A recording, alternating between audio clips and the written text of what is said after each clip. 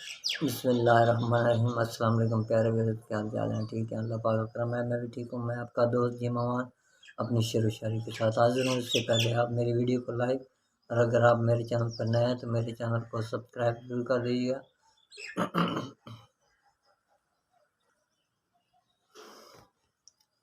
ज़रा जल्दी कर मेरे पीर साईं, वो हाथ छुड़ाने वाला है।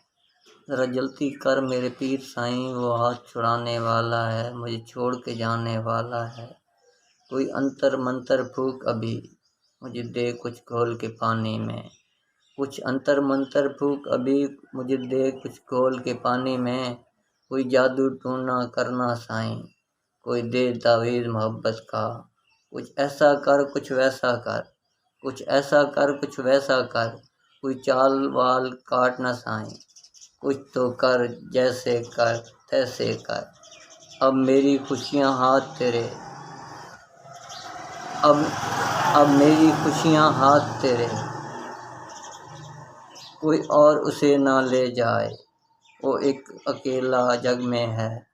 मैं जान और दिल वार चुकी, वो जीत चुका सब जीत चुका, वो जीत चुका सब जीत चुका। मैं के खुद को हार चुकी।